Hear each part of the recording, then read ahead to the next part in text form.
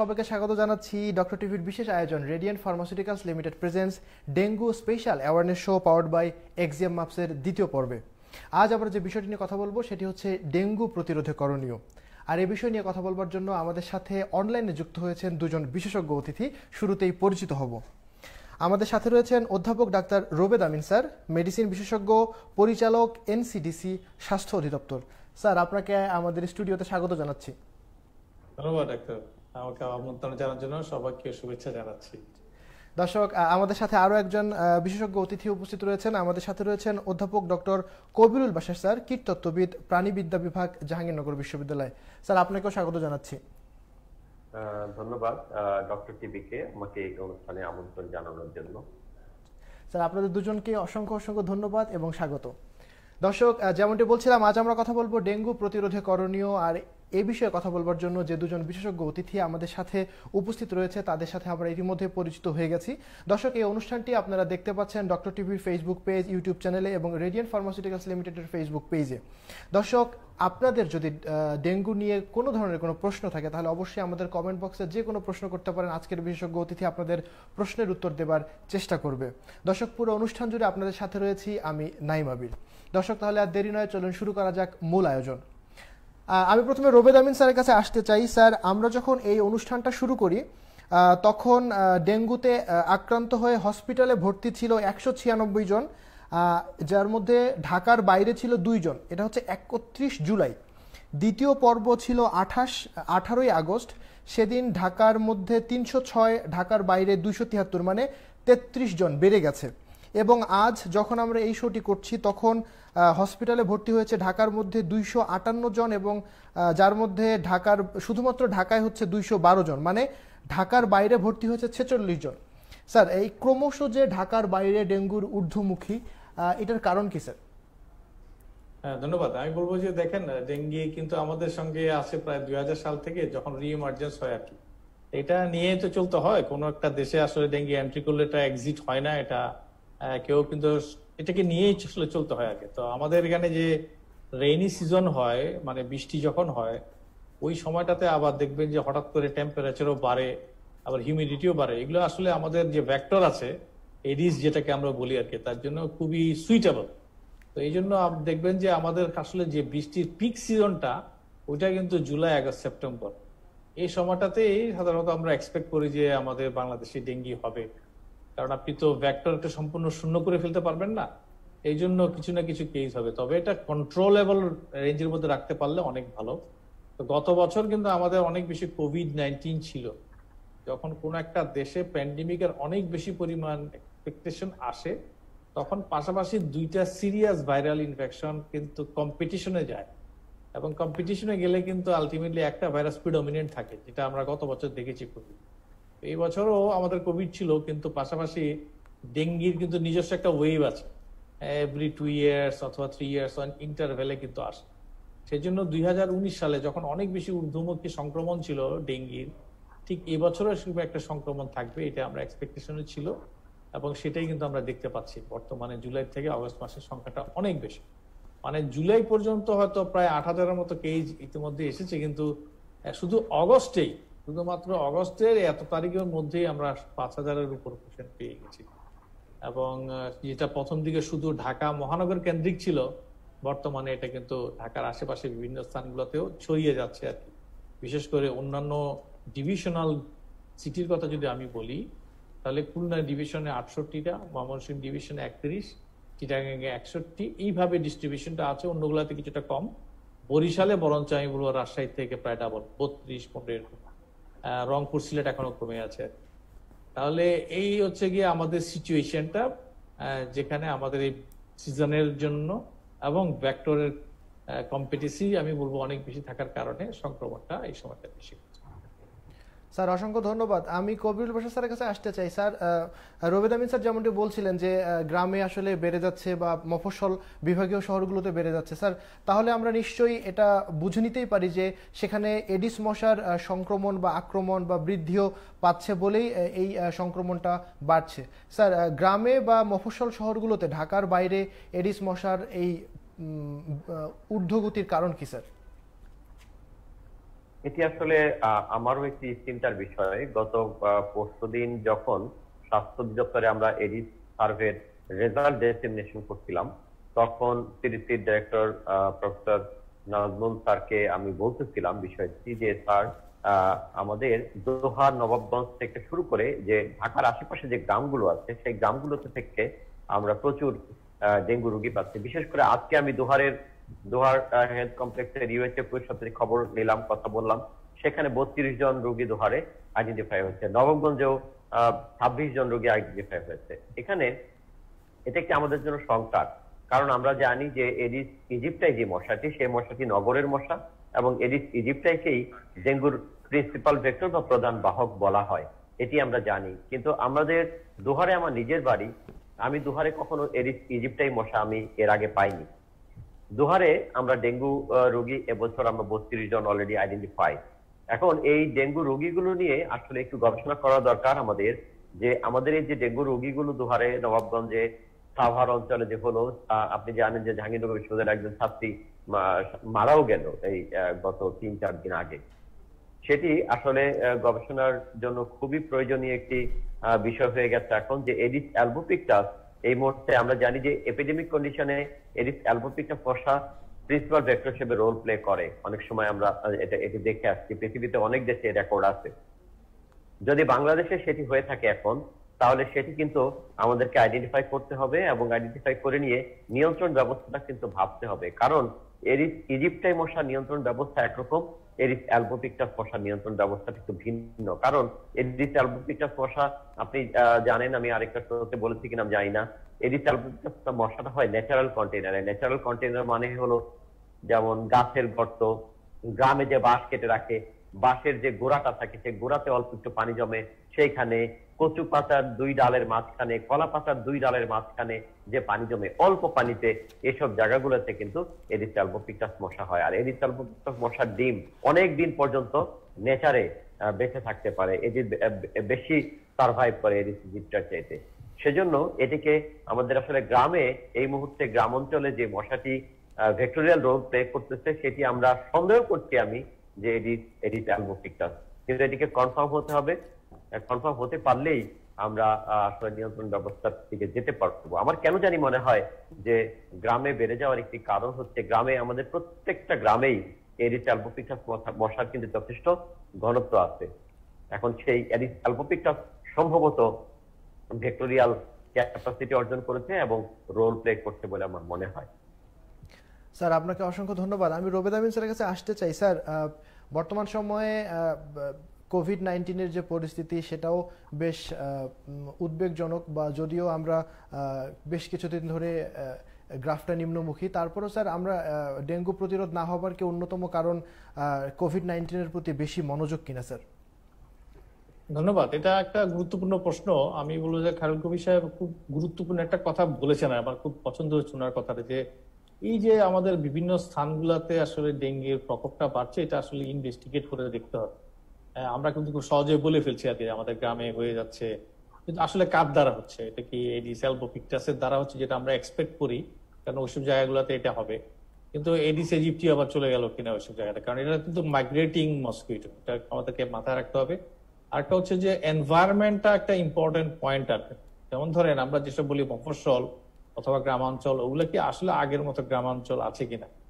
Urbanisation বলে একটা শব্দ আছে আর কি, এবং বলা হয় যে আপনার ডেঙ্গি যদি অনেক বেশি কোনো জায়গায় এক্সপান্ড করে, তাহলে একটা ইম্পর্টেন্ট কারণ হচ্ছে আরবানাইজেশন। তো আমাদের অনেকগুলো গ্রাম তো আসলে আরবানাইজেশনও হচ্ছে।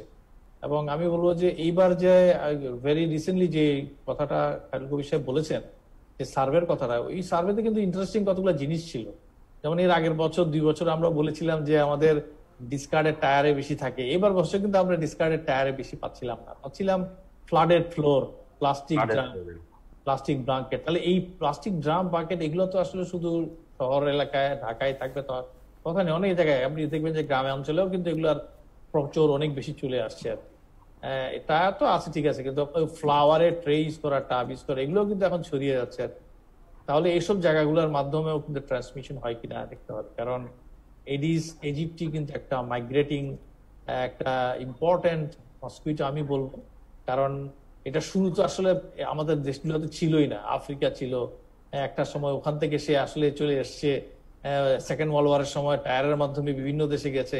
এটা তো অনেক বড় ইতিহাস। সুতরাং আমাদের এখানেও এই জিনিসটা আসলে দেখার দরকার আছে, কেন দোহারে গেল, কেন আসলে গ্রামাঞ্চলে অথবা অন্যান্য জায়গায় ছড়িয়ে যাচ্ছে, এটা দেখার বিষয়। আর হচ্ছে হ্যাঁ, কোভিড-19 আসার জন্য আমাদের প্যান্ডেমিকের সমস্ত ইন্টারেস্ট ওখানেই ছিল প্রায় গত 1-1.5 বছর ধরে। এটাই স্বাভাবিক, কিন্তু কারণ আপনাকে দেখতে হবে যে কোন একটা ডিজিজের কেস লোডটা কেমন, ও কি পরিমাণ একটা দেশের হেলথ কি ইম্প্যাক্ট ফেলছে, মৃত্যু কি পরিমাণ বেশি হচ্ছে। তো এগুলো দিয়ে নজর দিতে গিয়ে আমাদের কিন্তু পাশাপাশি যে নন কোভিড বিষয়গুলো ছিল অনেকে কিন্তু ভুলেও গেছে, অনেকে কিন্তু সেভাবে নজর দেয়নি। কিন্তু এই ডেঙ্গির প্রকোপটা আমাদেরকে বুঝাচ্ছে যে আমরা আসলে শুধু একমুখী না হলেও হবে, আমাদের সব দিকে চোখ কান খোলা রাখতে হবে। কারণ ইনফেকশাস ডিজিজ আমাদের অন্যান্য দেশের মতো এখানেও কন্ট্রোল হয়েছে বলে আমরা যদি বুঝে ফেলি যে না সব কন্ট্রোল হয়ে গেছে, তাহলে কিন্তু ঠিক না। এখানে অনেকগুলো বিষয় আছে, এনভায়রনমেন্ট থেকে শুরু করে, ভেক্টর থেকে শুরু করে, ভাইরাস থেকে শুরু করে, এইসব সব বিষয়গুলোতে আমাদের নজর দিতে হবে, যাতে আমরা কোনো ভাইরাসকে, ডেঙ্গি হোক, কোভিড হোক, অথবা নতুন কোনো ইমার্জেন্ট ভাইরাস, যে জিকা হোক, চিকেনগুনিয়া হোক, অবহেলায় না দিই। স্যার অসংখ্য ধন্যবাদ। কবির প্রফেসরের কাছে আসতে চাই। স্যার, শহরে এবং গ্রামে মশা নিয়ন্ত্রণ করবার জন্য, শহরে আমরা যেভাবে আপনি বিভিন্ন জায়গায় বলেছেন, আমাদের শোতেও আমরা অনেকবার কথা বলেছি, সেই যে বিষয়গুলোর মাধ্যমে বা যে কাজগুলো করার মাধ্যমে আমরা মশাকে নিয়ন্ত্রণ করতে পারি, গ্রামের মানুষদের উদ্দেশ্যে আপনার কোনো পরামর্শ আছে কিনা মশা নিয়ন্ত্রণ করবার জন্য? গ্রামের মানুষ আসলে কি জানেন, আমাদের গ্রামে কিন্তু মশা নিয়ন্ত্রণের কোনো মানে আমাদের প্রোগ্রাম কিন্তু নেই। আমাদের ইউনিয়ন পরিষদ বা উপজেলা পরিষদ, এখানে কিন্তু মশা নিয়ন্ত্রণের কোনো প্রোগ্রাম নেই। যেমন সিটি কর্পোরেশন ঢাকাতে আছে, বা কিছু কিছু পৌরসভায় হয়তো মশা নিয়ন্ত্রণ প্রোগ্রাম আছে, কিন্তু উপজেলা পরিষদ, ইউনিয়ন পরিষদে কিন্তু মশা নিয়ন্ত্রণের কোনো সরকারি ভাবে কোনো ইয়া নাই, মানে প্রোগ্রামই নাই। কোনো কোনো মানে বেশিরভাগ উপজেলাতেই ফগিং মেশিন বা লার্ভিসাইডিং স্প্রে মেশিন কিছুই নাই। এই রিসেন্টলি দোহার উপজেলাতে আমরা একটা মেশিন কিনেছি, সেটা দোহার উপজেলা চেয়ারম্যানের আলমগীর ভাইয়ের উদ্যোগে নিজেই সেটি করেছেন। কিন্তু একটা মেশিন দিয়ে একটা উপজেলা কাভার দেওয়া খুবই মানে ইম্পসিবল। এখন গ্রামের মানুষদেরকে যেটি মানে আমি বলবো যে আপনারা আপনাদের বাড়িতে যদি এমন কোনো জায়গা থাকে যেখানে কোনো পাত্র পড়ে আছে, যে পাত্রতে পানি জমে এডিস মশা হতে পারে, গ্রামে যেটি আমরা আমরা আমার আমার ফিল্ড ওয়ার্কে আমি যেটা দেখেছি সেটা হচ্ছে গরুর যে পানি খাওয়ায়, যেটাকে চারি বলে অনেক জায়গায়, এই গরুকে পানি খাওয়ানোর যে পুরনো চারি, যে ভাঙা চারি, এটা রেখে দেয় অনেক সময়। সেইটার মধ্যে আমরা বেশ মানে এইটা যদি কোথাও পানি জমে, আমরা মশা পাইনি এরকম রেকর্ড খুবই কম। তো সেরকম যদি ভাঙা কোনো পাত্র বা মাটির কোনো পাত্র, যে কোনো পাত্রই হোক না কেন, সেটা যদি আপনার বাড়ির আশপাশে পড়ে থাকে, সেটি অবশ্যই আপনি উল্টিয়ে রাখবেন।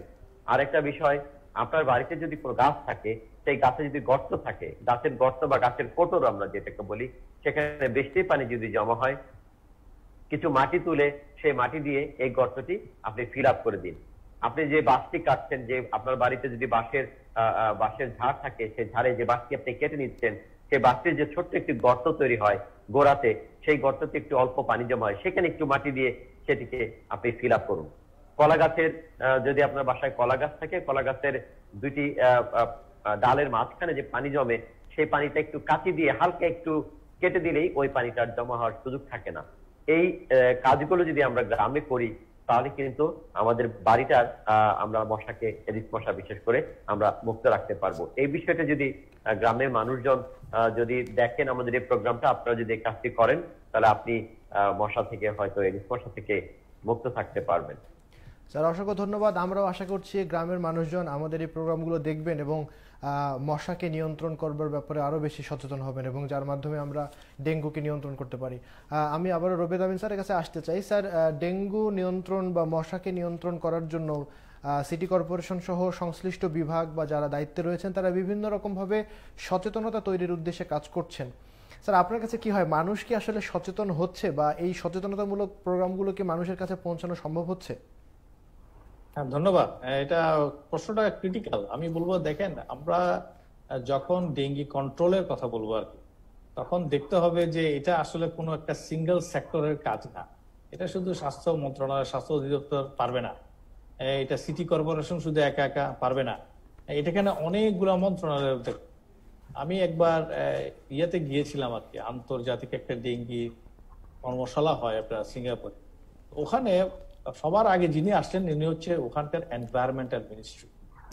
ওই মিনিস্টার বলছেন যে ডেঙ্গি হচ্ছে একটা এনভায়রনমেন্টাল ডিজিজ, সুতরাং সবার আগে দায়িত্ব হচ্ছে আমার, এটা উনি বলেছেন।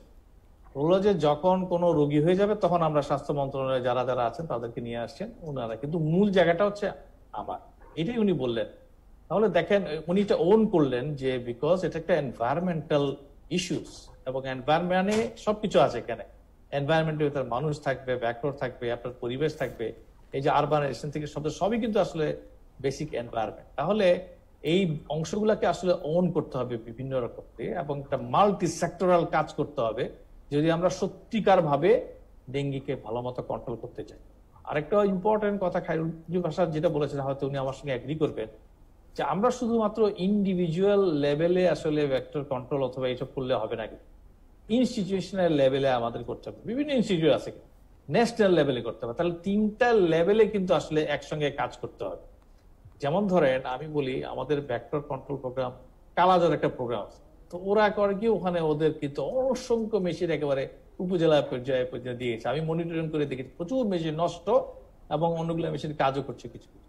আবার ম্যালেরিয়া প্রোগ্রামে ওরা করলো গিয়ে ভেক্টর কন্ট্রোল করার জন্য ইনসেক্টিসাইড ট্রিটেড বেড নেট দিয়ে দিচ্ছে।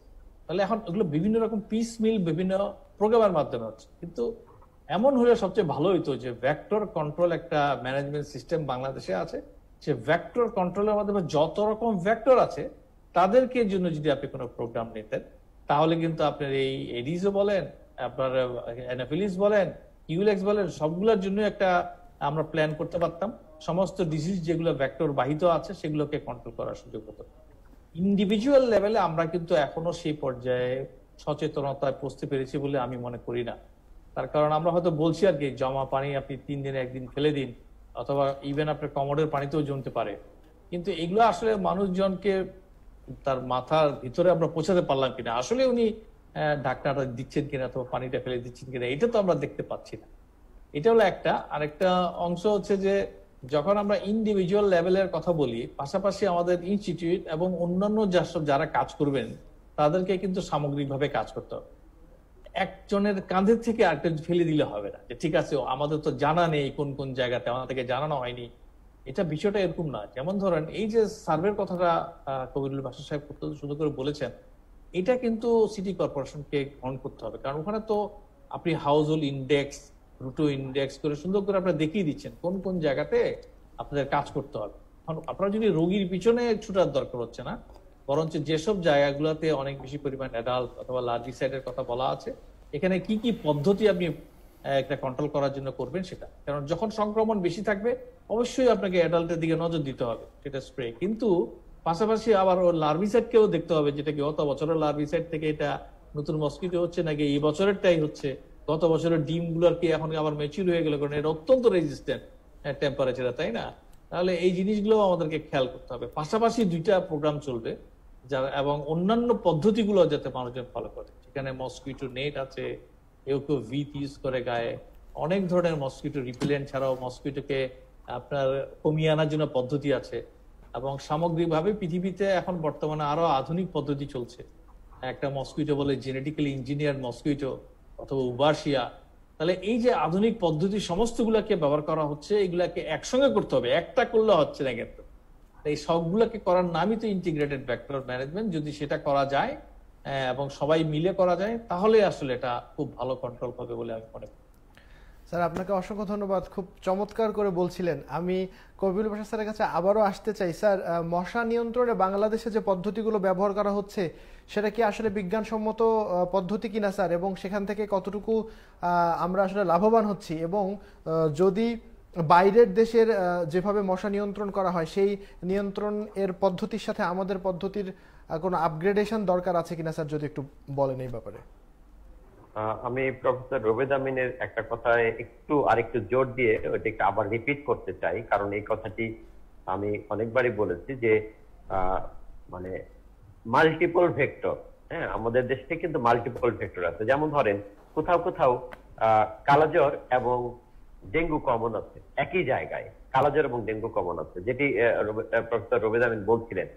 কালাজ্বরের জন্য আমরা আইআরএস করছি, ইনডোর রেসিডুয়াল স্প্রে, ডেল্টা মেথিন দিয়ে আমরা করছি। ঠিক এই প্রোগ্রামটা কিন্তু আমরা যদি এডিসকেও টার্গেট করে একই কাজ করে আমরা দুইটা ভেক্টরকে কিন্তু কন্ট্রোল করতে পারি। এতে হয় কি, আমাদের পরিবেশও রক্ষা হয়, আবার অল্প কাজে অল্প টাকা খরচে কিন্তু আমরা মাল্টিপল ভেক্টরকে নিয়ন্ত্রণ করার একটা সুযোগ পাই। সেজন্য সমন্বিত vector management, integrated vector management করতে হবে। Not only integrated mosquito management but also integrated vector management. অনেকগুলো ভেক্টরকে ইন্টিগ্রেটেড করে যদি আমরা একটা কন্ট্রোল মিজার দিয়ে কাজে লাগাতে পারি, যেটা আমরা বাংলা যদি বলি এক গুলিতে যদি দুইটা বক মারা যায়, তাহলে তো সেটা আরো ভালো হয়। ঠিক সেরকম একটি কাজ যদি আমরা করতে পারি সমন্বিত ভাবে, সেটি কিন্তু করার দায়িত্বটা নিতে হবে স্থানীয় সরকার মন্ত্রণালয়ের, কারণ স্থানীয় সরকার মন্ত্রণালয় সেটি নিয়ন্ত্রণ করতে পারবে। এবার আসি আপনার যে প্রশ্নটি আপনি বলছিলেন যে আসলে আমাদের বাংলাদেশের যে মশা নিয়ন্ত্রণ সেটি বিজ্ঞানসম্মত কিনা। মশা নিয়ন্ত্রণ বিজ্ঞানসম্মত বটেই, সেটা তো অবশ্যই, কিন্তু বিজ্ঞানের অনেকগুলো শাখা প্রশাখা আছে। আমরা যদি সমন্বিত মশক ব্যবস্থাপনার কথা বলি, সমন্বিত মশক ব্যবস্থাপনার প্রথম কম্পোনেন্ট হচ্ছে পরিবেশগত ব্যবস্থাপনা, যেটি প্রফেসর রবিদ আমিন বলছিলেন যে সিঙ্গাপুরের যে প্রথম যে আসছে সে হচ্ছে এনভায়রনমেন্টাল মিনিস্টার বা এনভায়রনমেন্টাল মিনিস্ট্রি থেকে আসছে। তিনি এসে প্রথম তার দায় নিয়েছে যে এই পরিবেশটা যদি আমি ঠিক করতে পারি তাহলেই কিন্তু এখানে ডেঙ্গু বা এডিস মশা হবে না, এডিস মশা না হলেই আমার ডেঙ্গু হচ্ছে না। তার মানে দেখেন, এনভায়রনমেন্টাল ম্যানেজমেন্ট কিন্তু আমাদের সমন্বিত মশক ব্যবস্থাপনার প্রথম কম্পোনেন্ট। দ্বিতীয় হচ্ছে বায়োলজিক্যাল কন্ট্রোল, অন্য জীবকে দিয়ে মশাকে নিয়ন্ত্রণ। তৃতীয় হচ্ছে কেমিক্যাল কন্ট্রোল বা কীটনাশক দিয়ে নিয়ন্ত্রণ। আর চতুর্থ হচ্ছে কমিউনিটি ইনভলভমেন্ট, জনগণকে সম্পৃক্ত করতে হবে। এই চারটা কম্পোনেন্টকে যখন আমরা একসাথে কাজে লাগাতে পারবো, তখনই কিন্তু সমন্বিত মশক ব্যবস্থাপনা হবে, যেটা ইন্টিগ্রেটেড মসকিউটো ম্যানেজমেন্ট হবে। এখন এই আমাদের যে গ্যাপটা, আমরা বিজ্ঞান ভিত্তিক ভাবে করছি, কিন্তু আমরা করছি কোনটা? থার্ড কম্পোনেন্ট বেশি করছি, কীটনাশক দ্বারা যে মশা নিয়ন্ত্রণ সেদিকটা আমরা বেশি করছি, পরিবেশগত ব্যবস্থাপনা আমরা অত করছি না। আর অন্য জীবকে দিয়ে, যেমন গাপ্পি ফিশ বা একটা ব্যাকটেরিয়া আছে ব্যাসিলাস থুরিনজিস ডায়ালেন্সিস, এগুলো দিয়ে কিন্তু আমরা যাচ্ছি না। আমাদের যেমন আমাদের হাতের 5টা আঙ্গুল আছে, যদি আপনাকে বলা হয় আপনি 2টা আঙ্গুল দিয়ে কোনো একটা জিনিস শক্ত করে ধরেন, তো আপনি কিন্তু ধরতে পারবেন না।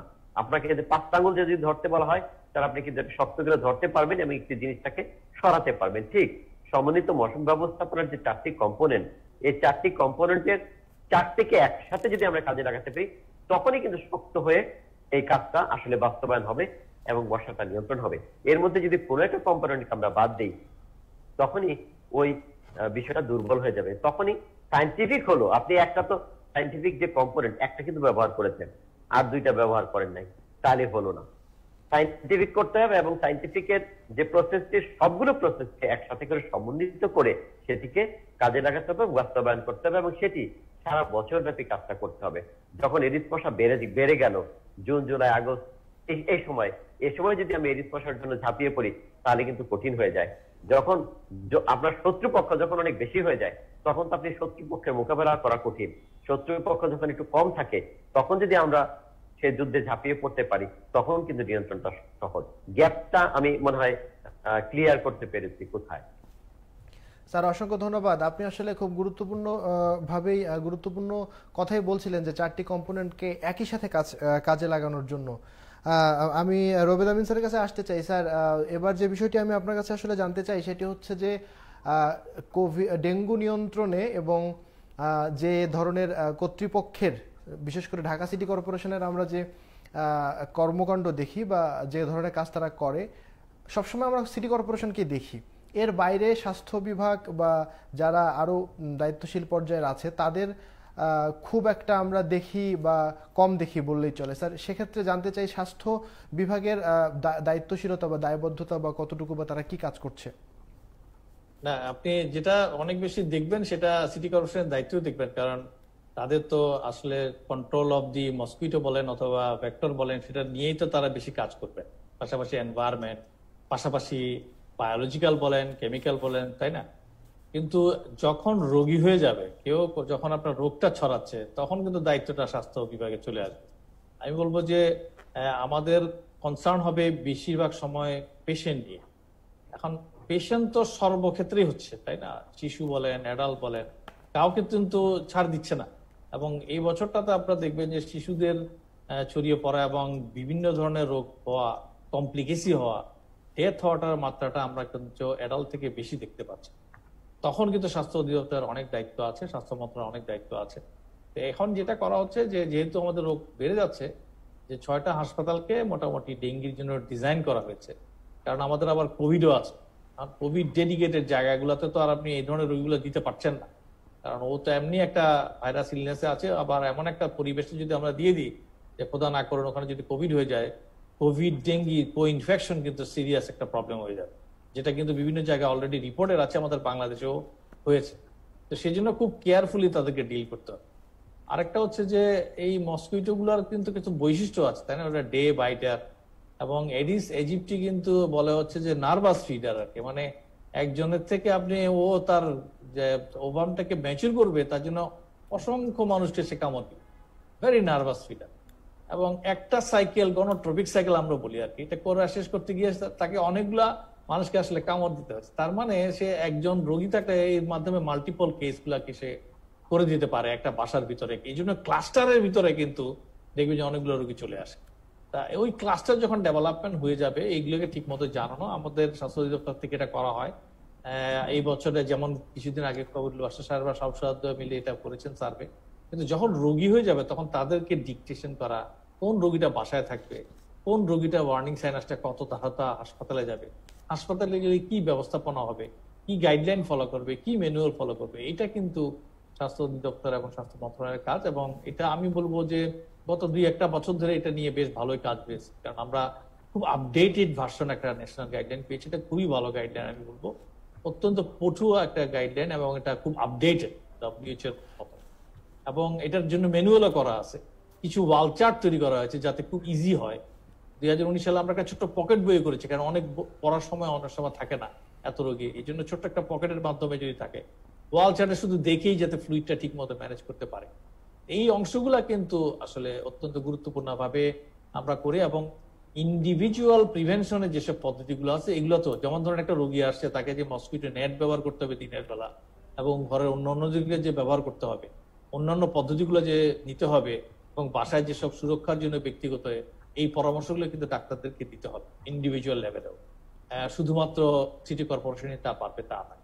আমি মনে করি যে এই পর্যায়ে আমাদের কোভিড এর থেকে পাশাপাশি ডেঙ্গির প্রতিও অত্যন্ত নজর দিতে হবে ক্লিনিক্যালি, যাতে আমরা বুঝে ফেলতে পারি কোন রোগটা কেমন, এবং গাইডলাইন ফলো করে যদি ম্যানেজমেন্টটা আমরা দিতে পারি, তাহলে স্বাস্থ্য অধিদপ্তরের কাজ সুসম্পন্ন হবে বলে মনে হয়। এবং ট্রেনিং ট্রেনিং ট্রেনিং যার কোনো বিকল্প নেই, এটা প্রতি বছরই আসবে, এবং এটা যেন আপডেটেড ভার্সন থাকে। কর্ম পদ্ধতিগুলো কবিরুল বাসায় বলেছেন একটা কথা, দেখেন সারা বছর ব্যাপী করতে হবে। যেমন মসকুইটো নিধন অথবা আপনি কমানোর জন্য প্রোগ্রাম নিচ্ছেন, ঠিক একই রকম ভাবে এই রোগের ম্যানেজমেন্ট গুলো কিন্তু বছর ব্যাপী কনস্ট্যান্টলি ট্রেনিং দিয়ে যেতে হবে। স্যার আপনাকে অসংখ্য ধন্যবাদ। আমি কবিরুল বাশা স্যারের কাছে আরেকবার আসতে চাই। স্যার, সিটি কর্পোরেশন যে দায়িত্বগুলো পালন করছে, বা মূলত তাদেরই দায়িত্ব পালন করবার কথা, সেখানে সেই কাজের সাথে আর আসলে নতুন করে কি কি কাজ হতে পারে বলে আপনার মনে হয় ডেঙ্গু নিয়ন্ত্রণে বা এডিস মশা নিয়ন্ত্রণে? এখানে আসলে সিটি কর্পোরেশনে আমাদের ঢাকায় যদি আমরা টার্গেট করি বা ঢাকাকে চিন্তা করি, দুটো মশা হচ্ছে মেজর, একটি হচ্ছে কিউলেক্স আর একটা এডিস। কিউলেক্স মশাটা ব্রেন বা নর্দমা পচাপানিত হয়, এবং শীতকালে এর মানে প্রাদুর্ভাব সবচেয়ে বেশি থাকে। আর এডিস মশা পাত্রে জমা পানিতে হয়। এখন এই দুটা মশাকে কেন্দ্র করে কন্ট্রোল প্রোগ্রামটা আলাদা করতে হবে। এডিস মশা নিয়ন্ত্রণ কন্ট্রোল প্রোগ্রামটা আলাদা, এবং কিউলেক্স মশা নিয়ন্ত্রণ প্রোগ্রামটা আলাদা। এই দুইটাকে আলাদা করে যদি আমরা সারা বছর ব্যাপী, ওই যে আমি যে 4টা কম্পোনেন্টের কথা বললাম, সেই 4টা কম্পোনেন্ট অনুযায়ী দুটা কন্ট্রোল প্রোগ্রামকে একসাথে বছর ব্যাপী সমন্বিত মশক ব্যবস্থাপনার মাধ্যমে চালানো যায়, তখন দেখবেন কি এডিস মশাও নিয়ন্ত্রণ হবে, কিউলেক্স মশাও নিয়ন্ত্রণ হবে। এডিস মশা যদি নিয়ন্ত্রণ হয় তখন কিন্তু ডেঙ্গু হবে না। আরেকটি কথা যেটি আপনি প্রফেসর রবিদ আমিনকে জিজ্ঞেস করেছিলেন, ওইটাকে আমি একটু যুক্ত করতে চাই। আপনি হয়তো জানতে চাচ্ছিলেন যে আসলে মশা নিয়ন্ত্রণে স্বাস্থ্য অধিদপ্তরের কোনো দায় আছে কিনা। আপনি পেঁচিয়ে হয়তো সে প্রশ্নটি করেছিলেন। তো আমি এখানে একটু পরিষ্কার উত্তর দিই, কারণ স্বাস্থ্য অধিদপ্তরের সাথে আমি কাজ করি। প্রফেসর রবিদ আমিন যে ক্লিনিক্যাল ম্যানেজমেন্ট অফ ডেঙ্গি যে গাইডলাইনটা তৈরি হয়েছে, সেখানে আমিও সঙ্গে ছিলাম। দারুণ কিন্তু একটি গাইডলাইন তৈরি হয়েছে, এবং বাংলাদেশের ডাক্তাররা এখন এত অভিজ্ঞ ডেঙ্গু চিকিৎসায়, বিশেষ করে প্রফেসর রবিদ আমিন তো সেরাদের মধ্যে একজন। তো বাংলাদেশের ডাক্তাররা কিন্তু এখন ডেঙ্গু ম্যানেজমেন্টের জন্য খুবই মানে এক্সপার্ট ডক্টর আছে আমি মনে করি। কোন একজন রোগী যদি সঠিক সময়ে ডাক্তারের চিকিৎসা নেয়, এই রোগীটি মারা যাওয়ার মানে সুযোগ খুবই কম। আমাদের ডাক্তাররা আমি প্রশংসাই করি এখন যে এটা সম্ভব হয়েছে কিন্তু স্বাস্থ্য অধিদপ্তরের নেতৃত্ব এবং এই যে প্রফেসর রবিদ আমিনদের মতো ভালো ভালো মানুষ এই ক্লিনিক্যাল ম্যানেজমেন্ট গাইডলাইনের সাথে সম্পৃক্ত ছিল বলে। আরেকটি হচ্ছে যে মশা নিয়ন্ত্রণের দায়টা আসলে কিন্তু স্বাস্থ্য অধিদপ্তরের না। স্বাস্থ্য অধিদপ্তরের দায়টা তখনই আসে যখন এটি ডেঙ্গুতে রূপান্তরিত হয়ে যায়। মশা নিয়ন্ত্রণের দায়টা বা এটার কর্তৃপক্ষ ভিন্ন, স্বাস্থ্য অধিদপ্তর সেটি কাজে থাকে না। নিশ্চয়ই আমি বিষয়টি বোঝাতে পেরেছি যে কার দায়িত্ব কোথায়। আর স্বাস্থ্য অধিদপ্তরের দায়িত্ব যেটুকু সেটুকু কিন্তু পালন করছে আমি যতটুকু দেখছি বা আমরা সবাই দেখছি, এবং তারা সফলভাবেই আমি মনে করি যে ডেঙ্গু নিয়ন্ত্রণে তারা বেশ সফল, এটা আমি নিশ্চিত করে বলতে পারি। স্যার অসংখ্য ধন্যবাদ। রবিদ আমিন স্যারের কাছে আবার আসবো। রবিদ আমিন স্যারের প্রশ্নের কিছুটা উত্তর স্যার দিয়ে ফেলেছেন। স্যার আমি আপনার কাছে এই মুহূর্তে যে বিষয়টি জানতে চাই, যদিও আমরা পরের পর্বে এই বিষয়টি নিয়ে কথা বলবো, তারপরও সামঞ্জস্যপূর্ণ বলেই আমি বলছি, সেটি হচ্ছে বর্তমান সময়ে কোভিড-19-এর যে ঊর্ধ্বগতি বা যে অবস্থায় রয়েছে, সেই অবস্থার মধ্যে ডেঙ্গুর এই সেবা দেয়া, এটা কি আসলে কতটুকু চ্যালেঞ্জের বিষয় হয়ে দাঁড়াচ্ছে? আমাদের তো চ্যালেঞ্জ নিয়েই চলতে হচ্ছে দিনকে দিন, বছরকে বছর, এবং চ্যালেঞ্জ নিয়ে চলতে হবে, এটা কোনো সন্দেহ নেই। আমি বলবো যে আমাদের ক্লিনিশিয়ানদের জন্য একটু অনেক কষ্টকর হয়ে যাচ্ছে, কারণ আপনি খেয়াল করে দেখবেন ওরা কিন্তু গত প্রায় 1.5 বছর ধরে নির্বিবাদে আর কি কোন রকম ছুটি ছাটা ছাড়া দিনের পর দিন, রাতের পর রাত কিন্তু আসলে পরিশ্রম করে যাচ্ছেন বাংলাদেশকে আপনার কোভিড আমি বলবো যে কন্ট্রোল এবং ডেঙ্গি একই সঙ্গে যখন চলে আসছে সেটা ওকেও ম্যানেজ করার জন্য। তো এটা আমি বলবো যে ওনাদেরকে ভালো মতোই ক্রেডিট দেওয়া উচিত, কারণ আপনি দেখবেন এক্সস্টন বলে একটা কথা আছে, মানসিক ভাবে অত্যন্ত ট্রিমেন্ডাস দিয়ে আপসেটি হয়ে যাওয়ার কথা অনেককে বিভিন্ন দেশে কিন্তু আমরা এটা দেখেছি। তো তার মধ্যে আমি বলবো যে চ্যালেঞ্জটা আমাদের স্বাস্থ্য অধিদপ্তর এবং আমাদের ফিজিশিয়ানরা, হেলথ কেয়ার ওয়ার্কার যারা আছেন, তারা ভালো মতোই নিয়েছে। আমি সাধারণ মানুষের জন্য যেটা বলবো যে এখনকার সময়ে তো যেহেতু জ্বর দুইটা ক্ষেত্রে আসতে পারে, সেই ক্ষেত্রে আপনাদেরকে দেখতে হবে যে আপনি কোন সময় আপনি ডাক্তারের কাছে আপনি পরামর্শ নেবেন। কারণ একটা তো হচ্ছে মানুষ থেকে মানুষে ছড়াচ্ছে, সুতরাং কোভিড-19 ব্যাপারে আপনাকে কেয়ারফুল হতে হবে। আইসোলেশনটা খুব গুরুত্বপূর্ণ বিষয় এসে যায়, যে আপনি যদি খুব মাইল্ড ইলনেস হয় তাহলে তো হাসপাতালে যেতে হয় না, একটা টেলিফোনে কথা বলে ডাক্তার সঙ্গে পরামর্শ নিলে হয়। আর সেক্ষেত্রে আপনি দেখবেন যে আপনার জ্বরের মাত্রা কেমন থাকে। সাধারণত জ্বরটা কম থাকবে, অনেক বেশি পরিমাণ জ্বর থাকে না, কিছু কিছু গায়ে ব্যথা হবে। তীব্র গায়ে ব্যথা সাধারণত কোভিড-19 হয় না, মাথা ব্যথা থাকতে পারে, কেউ কেউ হয়তো ডায়রিয়া থাকতে পারে, কিন্তু ম্যাক্সিমাম ক্ষেত্রে সমস্যাগুলো হচ্ছে আসলে একটু সর্দি হওয়া, গলা ব্যথা, কাশি, রেসপিরেটরি সিমটম, এই ধরনের সমস্যাগুলোই সাধারণত জ্বরের সঙ্গে কোভিড-19 থাকে। কিন্তু ডেঙ্গি হচ্ছে এমন একটা রোগ যেটা মানুষজন একেবারে প্রথম দিন থেকেই চিন্তা করবে যে ভীষণ জ্বর চলে আসলো, 104-5, এমন গায়ে ব্যথা বলতেছে, আমাকে মেসেজ করতে হচ্ছে অথবা মনে হচ্ছে লোহা দিয়ে কেউ পিটাচ্ছে কিনা, এই পরিমাণ গায়ে ব্যথা আসলে ডেঙ্গি রোগীরা বলে। তীব্র মাথা ব্যথা হয়, চোখের ভিতরে ব্যথা হয়, অনেক বাচ্চারা কিন্তু ডায়রিয়াও হতে পারে ডেঙ্গিতে। কিন্তু রেসপিরেটরি সিমটম যেমন সর্দি হওয়া, গলায় ব্যথা, কাশি, শ্বাসকষ্ট, এগুলো খুবই রেয়ার ডেঙ্গিতে যখন প্রেজেন্টেশন হয়। আমি বলবো যে যারা পেটে ব্যথা, বারে বারে বমি, ডায়রিয়া, জ্বর অনেক বেশি, এরকম কোন শিশু থাকে তাহলে তাকে তাড়াতাড়ি ভর্তি করে দিতে হবে, কারণ এগুলো কিন্তু ওয়ার্নিং সাইন। তো এই জিনিসগুলো যদি আমাদের মানুষজন বুঝে ফেলতে পারে, কোন সময়টাতে উনি ডাক্তারের সঙ্গে পরামর্শ করবেন এবং কোন সময়টাতে গিয়ে ভর্তি হয়ে যাবেন, ওই যে একটা কথা বললেন কবির সাহেব, সময় মতো ভর্তি হলে কিন্তু আসলে এই গাইডলাইন ফলো করলে ম্যাক্সিমাম ক্ষেত্রে রোগীগুলোর আউটকাম খুবই ভালো হবে ডেঙ্গি, যেটা কিন্তু আপনি কোভিড-19 এক্সপেক্ট করতে পারেন না। কারণ সিভিয়ার কোভিড হয়ে গেলে একটা সাংঘাতিক রকম, আপনি যতই চেষ্টা করেন না কেন ক্রিটিক্যাল কেয়ারে, 1% আসলে মৃত্যু হবেই। এটা কারণ ফুসফুসে না থাকলে আপনি অক্সিজেন নেবেন কিভাবে, তাই না? কিন্তু ডেঙ্গির ক্ষেত্রে কিন্তু আপনার অ্যাডমিশনের সময়টা এবং সময় মতো ব্যবহার, ফ্লুইড এবং চিকিৎসা দেওয়াটা খুবই জরুরি দরকার। কারণ যদি দেরি করে ফেলা হয়, ডেঙ্গি কিন্তু মাল্টি সিস্টেম, অনেকগুলো অর্গান ড্যামেজ করে ফেলতে পারে, তখন কিন্তু আসলে জীবন বাঁচানো খুব কঠিন। তো আমি বলবো আমাদের সরকারি অভিমতে প্রায় 30 থেকে 32 জনের মতো মৃত্যু হয়েছে, এর মধ্যে অনেক শিশু। কিন্তু আমরা যদি কেয়ারফুল থাকতে পারি, এই জিনিসগুলো যদি সময় মতো আমরা চিকিৎসা দিতে পারি, মানুষজনকে যদি সচেতন করতে পারি কোন সময়টাতে হাসপাতালে আসবে, চিকিৎসা নেবে, তাহলে কিন্তু মৃত্যু ঠেকানো যাবে ডেঙ্গি, কোনো সত্য।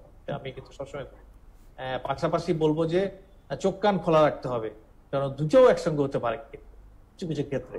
এই জন্য আমরা বর্তমান সময় বলছি আমাদের তো সহজ, একদিনের মাথায় আপনি NS1 করে ফেলবেন, আপনি RT-PCR অথবা র্যাপিড অ্যান্টিজেন টেস্ট কোভিড করে ফেলবেন, প্রথম দিনে ডায়াগনোস করে ফেলতে পারবেন এটা কি সিঙ্গেল ডিজিজ না ডাবল ডিজিজ নাকি স্পেসিফিক। এই সুযোগ সুবিধাগুলো কিন্তু আমাদের এখন আছে। স্যার আপনাকে অসংখ্য ধন্যবাদ। স্যার আমাদের কিছু প্রশ্ন এসেছে, আমরা একটু প্রশ্ন নিতে চাই। প্রথমে তৌহিদ হাসান প্রশ্ন করেছেন, প্লিজ ডেঙ্গু জ্বর হলে ফ্লুইড ম্যানেজমেন্ট এবং প্লাটিলেট কাউন্ট কম হওয়া প্রতিরোধে তাৎক্ষণিকভাবে করণীয় কি স্যার যদি বলেন।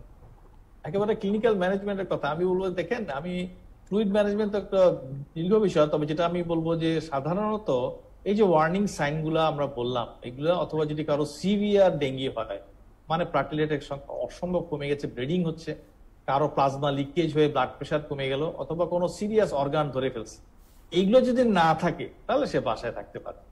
সেক্ষেত্রে আমি বলবো যে ফ্লুইড বেশি লাগবে না, এটা মানুষের জন্য 6 থেকে 8 গ্লাস ফ্লুইড খেলে হবে, কিন্তু ফ্লুইডটা পানি হবে, এটা ওটস স্যালাইন হতে পারে, একটু ডাবের পানি হতে পারে, ভালো ফ্রেশ জুস হলে ভালো, স্যুপ হতে পারে, কারণ এখানে কিন্তু কিছু না কিছু সল্ট থাকে। এই পরিমাণ নিয়ে থেকে আর প্যারাসিটামল খাবে, বাস।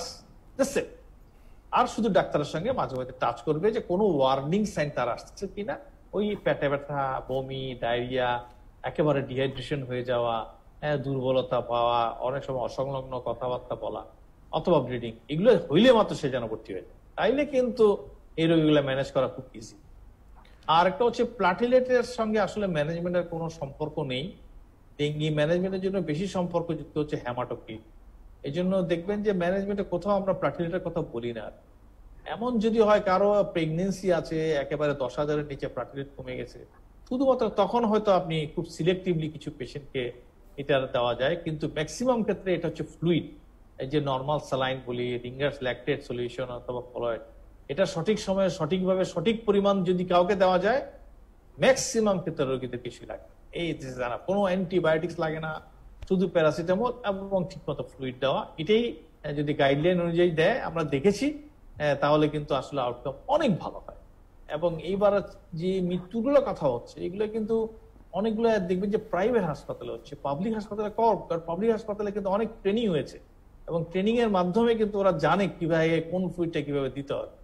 কিছু মৃত্যু শিশু হাসপাতালে হয়েছে, এই জন্য ওখানে অনেক বেশি গুরুত্ব দেওয়া উচিত, আরো বেশি ডাক্তারদের ট্রেনিং করা উচিত এবং মানুষজনকে বলা উচিত সঠিক সময় যেন ওরা হাসপাতালে আসে, তাহলে ম্যানেজমেন্টটা কিন্তু ভালো হবে। অসংখ্য ধন্যবাদ তৌহিদ হাসান, আশা করছি আপনি আপনার প্রশ্নের উত্তর পেয়েছেন। ফয়সাল খান প্রশ্ন করেছেন, বাসার ব্যালকনিতে অথবা ফুলের টপে কতদিন যাবত পানি থাকলে ডেঙ্গু মশা জন্মানোর সম্ভাবনা থাকে? আমার মনে হয় কবির বাসা স্যার আপনাকে এই প্রশ্নটি উনি করেছেন। পরিষ্কার বলি 7 দিন। 7 দিন যদি আপনি পানি পরিষ্কার রাখেন, প্রতি 7 দিনে একদিন যদি করেন, তাহলে আপনার মশা হওয়ার কোনো সুযোগ নাই। কারণ এডিস মশা যখন ডিম পারে, ডিমটা ফুটে লার্ভা তৈরি হইতে 4 দিন সময় লাগে, আর সেই লার্ভাটা পূর্ণাঙ্গ মশা হইতে সময় লাগে আরো 7 থেকে 10 দিন। তা আপনি 11 দিন সময় পাচ্ছেন প্রায়। এই 11 দিন সময়ের মধ্যে আপনি 7 দিনও যদি একবার পরিষ্কার করেন, তাহলেও কিন্তু আপনার বাসায় এডিস মশা হওয়ার কোনো সুযোগ নেই। জি জি স্যার, অসংখ্য ধন্যবাদ ফয়সাল খান, আশা করি আপনি আপনার প্রশ্নের উত্তর পেয়েছেন। রাকিবুল ইসলাম জানতে চেয়েছেন যে একই সাথে ডেঙ্গু এবং কোভিডে আক্রান্ত হওয়ার সম্ভাবনা কতখানি? রবিদ আমিন স্যার। সম্ভাবনা আছেই, আমাদের বাংলাদেশে কিন্তু বিভিন্ন হাসপাতালে অলরেডি কিন্তু রিপোর্টেড আছে, ব্রাজিলে বেশ কিছু রিপোর্ট আছে, এবং ব্রাজিল কিন্তু দেখবেন একটা জায়গা যেখানে কিন্তু ডেঙ্গি অনেক বেশি, আবার কোভিড অনেক বেশি হয়েছে। সুতরাং যেসব জায়গাগুলোতে সংক্রমণ দুইটাই বেশি থাকবে তাদের কিন্তু সম্ভাবনা থাকবে দুটো হয়ে যাওয়ার আর কি।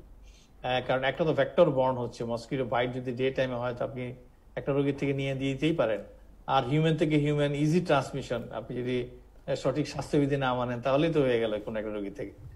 কিন্তু একটা জিনিস আমরা অবজারভেশন যেটা করেছি যে সাধারণত দুইটা ইনফেকশন একসঙ্গে হলেও দুইটাই সিভিয়ার হওয়ার সম্ভাবনা থাকে খুব কম। নেচারাল সিলেকশন বলে একটা কথা আছে, নেচারাল সিলেকশনে কোনো একটা ভাইরাস দেখা যাচ্ছে অনেক বেশি সিভিয়ারিটি করে, আরেকটা হয়তো মাইল্ড ইলনেস করে। এই ধরনের কেসগুলো যতগুলো রিপোর্টার আছে ম্যাক্সিমামই ছিল তাই। তো সেই জন্য আমাদের ম্যানেজমেন্টের মধ্যে দেখতে হবে কোনটা আসলে প্রিডমিনেন্টলি ক্লিনিক্যালি প্রেজেন্টেশন করেছে, এটা কি কোভিড নাকি এটা ডেঙ্গির সিভিয়ারিটি, সেটাকেই অ্যাড্রেস করে দিতে হবে। জাস্ট 2টা দিন আগে আপনার পপুলার মেডিকেলের একটা প্রেজেন্টেশন আমরা সবাই মিলে করছিলাম, ওখানে একটা প্যানেলিস্ট হিসেবে আমি ছিলাম। তো ওখানে আমি দেখলাম যখন কেসগুলো দুইটাই কোভিড এবং ছিল ডেঙ্গি ছিল, কিন্তু তার কোভিড এর মাত্রাটা ছিল আসলে মাইল্ড, কিন্তু ডেঙ্গিটা হয়ে গেছে সিভিয়ার 15 বছরের মেয়েটার, এবং কাউন্ট কমতে কমতে ধরেন প্লেটলেট 30,000 সেটা কমে গেছে, সেটা ইম্পর্টেন্ট না, হেমাটোক্রিটটাও বেড়ে গেছে অনেক বেশি।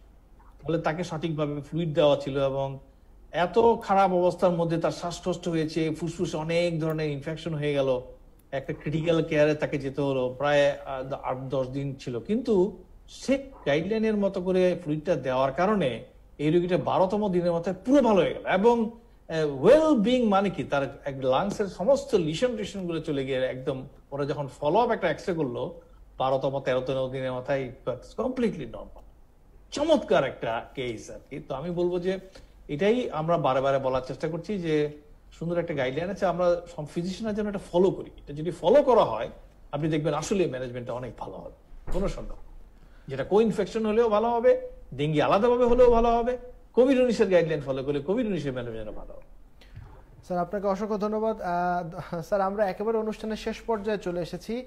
সবার শেষে আমি কবিউল বাশার স্যারের কাছে আসতে চাই। স্যার সর্বশেষ যদি ডেঙ্গু প্রতিরোধে সাধারণ দর্শকদের উদ্দেশ্যে আপনি কিছু বলতে চান।